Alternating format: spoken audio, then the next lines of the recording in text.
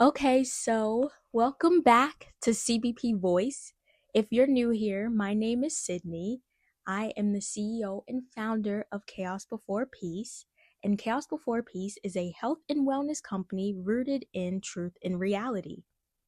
We exist to question the norms that society has handed us, not to tear everything down, but to ask, does this actually work for you? Does this actually serve you? Or are you just doing it because that's what you've been told to do? A lot of what we've been packaged and sold about health, wellness, self care, success has truly only ever worked for certain groups of people. And everyone else, well, we're left trying to fit ourselves into something that was never built for us. This is why I created CBP. This is why this company exists. It's to dismantle what is not working and provide something that's real in its place. Yes, we were quiet for a few weeks on CBP Voice. Life happened. My body needed rest. I had to honor that because that is also CBP. Knowing when to pour in and knowing when to be still. But I'm back. And this episode is one I've been wanting to record for a while, and one I think will help any and everyone who listens because it's nothing we've been taught in America. How to self-soothe. Now listen, if we really learned how to self-soothe, the American system would not work the same way. Think about it. The biggest markets in America, substances, food, retail, entertainment, pharmaceutical, all of it profits from people not knowing how to sit with themselves. When you're uncomfortable, they have something to sell you. When you are regulated, you don't need it. A burnout, dysregulated population is one that keeps consuming, keeps running, keeps chasing, and never stops long enough to ask, why do I feel this way? What is actually going on here? What do I actually need? America does not teach us those questions. They teach us to push through, stay busy, be strong, keep going. And when it gets too heavy, go buy something, go get something to eat, go get a drink or something, I don't know. But listen, that is not wellness. That is a Band-Aid on a wound that needs actual cleaning. The U.S. abuse substance industry alone is worth over $42 billion annually. The processed food industry is worth over 800 billion. The retail phenomenon is well documented in consumer psychology, and studies show that shopping to improve your mood is one of the most common emotional regulation strategies used by Americans. Yet, it produces only a short-term relief and often increases financial stress, which compounds into another emotional problem. See, what most people don't realize is that most people never had to learn how to sit with hard emotions. So the second something feels heavy, we reach for something. Retail therapy. You are upset about something? Let's go shopping. But when you come home, what you were upset about is still there. And now you have less money, something you probably didn't need, but still dealing with the same emotional state you were in with guilt on top of that. The Band-Aid made it worse. Going out to eat when something is wrong. Does the food fix what you're feeling? It may numb it for an hour or two, but the second you are done, the feeling is still there. You just delayed it. Drinking to celebrate getting through a hard week. I used to do this. We all did in college. we made it like the whole point of surviving a week was getting to a place where we could drink it away. And that I learned was teaching my nervous system over time that alcohol is how you come down. And that is such a dangerous association that America has helped us build. How about staying in relationships longer than you should? Just to have someone to talk to. Not because the relationship is right, not because you're happy, but because being alone with your own feelings feels worse than just being in the wrong situation. I lived all of this. That cheat day thing, even that framing tells us when you call clean eating the sacrifice and junk food the reward, you're reinforcing the wrong relationship with your own body. The cheat day should feel like an exception, not the celebration. Processed foods, alcohol, shopping, and scrolling all trigger short dopamine releases that temporarily mask emotional pain without resolving it. Over time, the brain requires more of the behavior to get through the same effect. This is the neurological basis of addiction and compulsive coping. Real self-regulation does not spike dopamine the same way, but it builds a more stable and sustained sense of well-being over time. The difference between a hit and a foundation. Now listen. Before I learned how to self-soothe, I was an overpleaser. I would break my neck for literally everyone in my life in any way I could. I had a terrible time saying no, and it's not because I did not want to say no, but it's because I felt so guilty than just if I were to go along with it. I've stayed in relationships that I no longer should have. Not because I was happy with them, but because I wanted someone to talk to. I didn't know how to be alone with what I was feeling. When I was in college, I would go out on the weekends and drink to celebrate getting through a hard week, turning in an assignment, finishing a hard week at work, whatever. And I was constantly trying to get people to understand me. I was going back and forth. I was explaining myself. I was justifying. I was spending so much energy trying to make other people get it.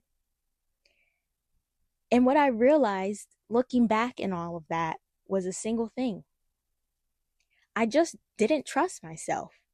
I didn't know how to hold myself. I didn't know myself. So I kept looking for something or someone else to do it for me. Looking back, I think, poor girl. But looking out now, I think, poor everyone. Because most people are walking around doing all of the same things without knowing there is a life in reality that exists without any of that. People are walking around calling how they feel. That feeling, those feelings I just described is life. And that is not how life is or all life should be. That is what happens when nobody teaches you how to hold yourself. So you may be wondering, well, what is self-soothing? How do I do it? It's not suppressing your emotions and thinking you're handling it. That's stuffing. And when you stuff, that leads to an explosion eventually. The emotion does not disappear just because you didn't look at it. It builds. And if your emotions continue to build without any true regulation or healing, what do you think will happen? Self-soothing is sitting with every single emotion that arises and examining it from the root, not running to something else, turning toward the feeling and asking, what is this? Where is this coming from? Why do I feel this way? What is actually going on here? It is a difference between putting a Band-Aid on a wound and actually cleaning it. One covers it, one heals it. And here's what changes when you learn this. You stop needing that external validation. When you can hold yourself through something hard, oh my gosh, you stop needing other people to confirm that you're okay. You stop needing a drink, you stop needing food because you already know, because you checked in with yourself.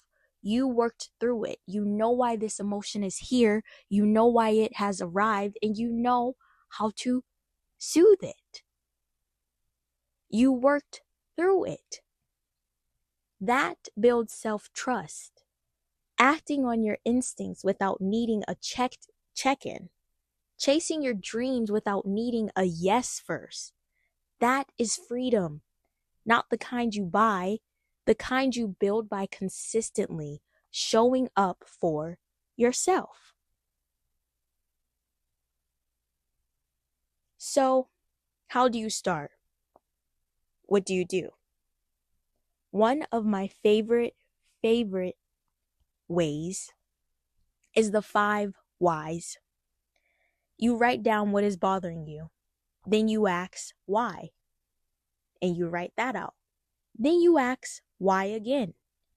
You write that out. And you keep going until you get to the root. Not the surface complaint, but what the surface complaint is pointing to. And that is the real work. Journaling. Writing when it feels hard. Start by recording yourself if you feel writing is too much. Talking is a whole lot easier. Press record and just start speaking about how you feel. Or pick up a pencil, say out loud what needs to come out that hasn't, and let your pen flow. You would be surprised at how much comes out when you just open your mouth and let it, or free write. Getting it out of your head and into something that you can actually look at changes everything. There's meditation. Now, a lot of people don't understand the practice of meditation. I was one of those people included. However, meditation isn't about just clearing your mind. It's more about learning how to hear it, learning how to examine what state it is in, and learning how to sit with that anyways. A lot of people try and they say, my brain won't stop. That's good. That's information. That means you're overwhelmed. That means something is going on. Whatever keeps coming up, that is probably your biggest stressor right now. And you don't have to fight it. Follow it and ask why. Now, my favorite, they're all my favorite, but my true favorite, movement. Stored emotions get stuck in our body.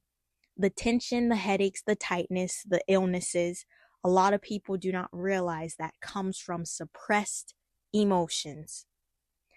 A lot of that is unprocessed, just living in your muscles. 30 minutes a day minimum. Start with a 10-minute walk first thing in the morning. Before you look at your phone, clear your mind. Just you, your body, in the morning. I like to oil pull while I walk. It helps me kill 2 birds with 1 stone. But if you want to just start regular, 5-minute walk, 10-minute walk, no phone, clear your mind, clear your thoughts. You will come back a different person than how you left, I promise. Pay attention to what comes, and then again, pay attention to what keeps coming up during the stillness and the movement. Those thoughts are not random. They are usually things that need your attention. Research shows that unprocessed trauma and chronic stress are stored physically in the body, in muscle tension, chronic pain, and nervous system dysregulation. Movement, breath work, and body-based practices are among the most effective ways to release what thinking alone cannot reach. This is why CBP Move is not about aesthetics. It is medicine. A lot of the feelings we chase have a material attached to them. But that material is not actually what we want. When you say you want immense wealth, dig into that. What does wealth feel like in your imagination? Is it the freedom, the sovereignty, being able to do what you want, buy what you want, not answering to anyone? That is what you actually want, and that can start now, not when you have the money. Money can only amplify what is already inside, and that skips over so many people's head. Let me say that again. Money can only amplify what is already inside. It cannot give you anything. Therefore, that is why the richest person in the world can still come on Twitter and say he's lonely. That is why even some of the most beautiful, the most rich, it does not matter, can still feel empty because materials, money, things cannot give you what is missing inside. Only you can.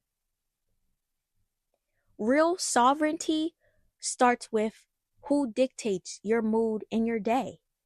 Listen, I am not a billionaire yet, but I feel free because I have taken sovereignty over my time and my energy. Nobody gets to decide how I start my day, and nobody gets to take my peace before I've had a chance to establish it. That's available to everyone right now, today, as you listen. Listen, in life, for it to be easier, for it to make sense, for it to feel good, you have to know you. Not the version of you that someone else told you to be, but actually you. What you feel, what you need, what is really going on inside of you on any given day. Self-soothing is the foundation of everything CBP teaches. And CBP was built from me learning all of this. From sitting in nothing, from having no money, no job, no one to talk to, nothing external to point to but me. And I had to figure out how to hold myself through it. And this is where this company came from. That is where the first chapter of CBP closes. My story, my philosophy, the system, joy, and now self-soothing. That has been me. Just me, my experiences, my voice, my truth, my philosophies. And now I want to open the door. Because self-soothing, wellness, finding your peace, it doesn't look the same for everyone. And I want you to hear and know how other people live it as well. The next episodes of CBP Voice are going to look different. We are bringing in other people, different lives, different paths, but the same mission that aligns under CBP. I have a beautiful community filled with some of the wisest people in the world, and you are going to hear from them. I have some special guests lined up, some in the music industry, cooking industry, all the industries. We are going to be connecting with everyone so that you feel as though your situation has been represented. Now, the first conversation is with someone whose music you might already know. You guys might already know the connection we have. That's the hint. That's all you get. We both love roses. Red ones. That's it. But we're going to be talking about self-soothing and all of that. So, That is what is coming, and I can't wait for you guys to hear what is all coming. Lastly, I want to say thank you guys. Thank you for being here through these first 5 episodes. Thank you for listening. Thank you for trusting my words, for allowing me to pour into you. To all the people who DM me, DM my mother, DM anyone associated to me, the messages always get back to me. They always touch my heart. And again, from the bottom of my heart, thank you for all the support. Starting my own company has not been easy. However, it has been so fulfilling, and it has been even more fulfilling now hearing that my words, my philosophy is actually helping people get to better places in their life. So, this is not the end. This is just the closing of these first 5 episodes of me sharing my personal feelings and stories. What is to come will be people sharing their personal feelings and me interrogating them on that. And so much more. Also, if you guys have not heard, CBP, Chaos Before Peace, will be hosting its very first wellness event in Baltimore, Maryland on May 23rd at 12 p.m. It is a stretch/sculpt class, and we will be having girls' chats, refreshments, matcha, giveaways, and so much more. So if that sounds like something you'd like to attend, you can check out the CBP Instagram, website, my personal page, Sydney Anaya, and find the link to RSVP in all of those bios. This concludes episode 5 of CBP Voice. And remember, before we can live in peace, they will try their hardest. And I mean their hardest. Just take a look around the world at what you see right now. They will try their hardest to keep us in chaos. All my love always, Sydney, and I'll see you guys next time.